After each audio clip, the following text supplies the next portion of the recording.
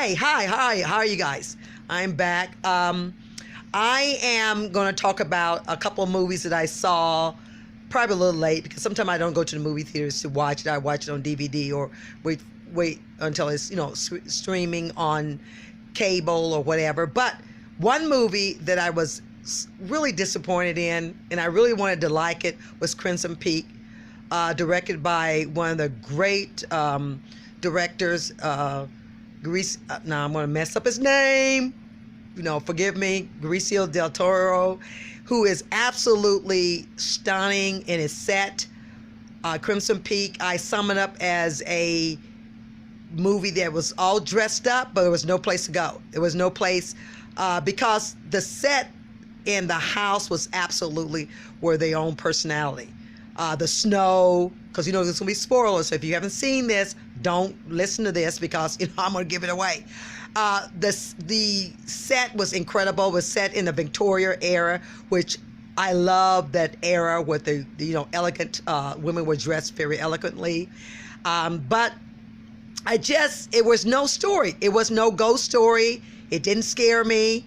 I love ghost stories. For example, one of my favorite all-time ghost stories is The Others with Nicole Kidman. I think I mentioned that once before. But this absolutely did not have a ghost story. It wasn't scary. It was cliche. I think Tom Hiddleston was incredible. He was creepy. Chastain, I'm forgetting her first name, but you know what I'm talking about. She played the sister, and I already knew they were kind of creepy. When I saw them, I said, oh, they're kind of creepy. They got a creepy relationship, and they had a creepy relationship. And of course, the protagonist, which was, what's her name? She's Australian. I hate this. I need to really look that up and see. But she played the sort of naive wife that marries this creepy guy. Come on, ladies, you gotta watch when this guy is creepy deep down inside. This guy is creepy. The father hated a dude, and had good reason. Sometimes you need to listen to your parents because this guy was very creepy. Tom Hiddleston chewed the scenery in this, but it was, like I said, a story dressed up, and it went nowhere. Absolutely nowhere. This story was absolutely non-existent.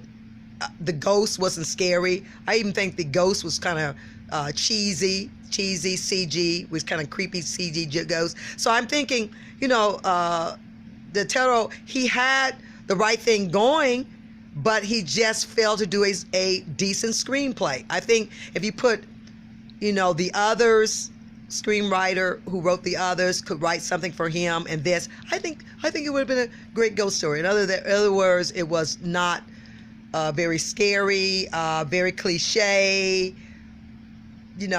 ghost story. It had great actors in it, but, dressed up and going nothing. The second movie that I was sorely disappointed, because I love these movies about robots. I love Blade Runner, the idea of are robots real? Should they be considered as human beings because they are, like us, but even more? But guess what? Yeah, Ex Machina failed actually to deliver anything that I was interested in. The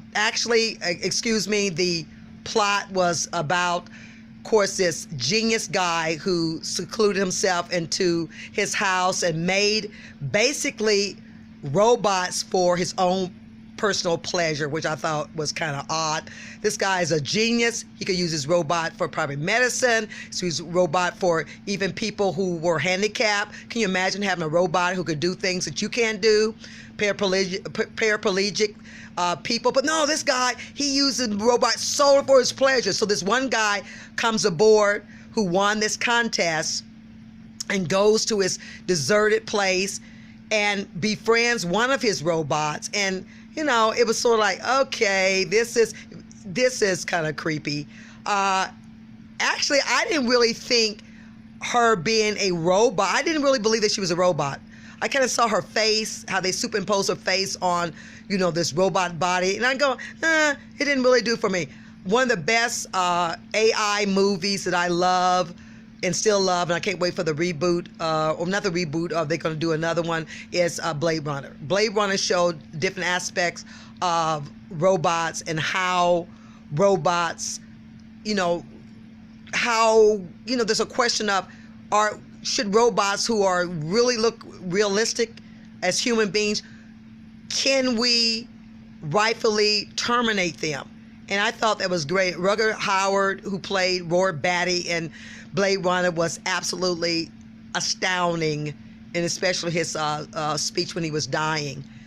But Ex Machina, I love the name. I love the title. I'm actually using that, Deus Ex Machina, and I love that there's a lot of people, Cinema Sins guy, use Ex Machina all the time, and we should know what that means by now. But I thought that was interesting. The title was more interesting than the movie, so I was really kind of disappointed in the movie. It was slow. It didn't really go anywhere. It had great actors in it.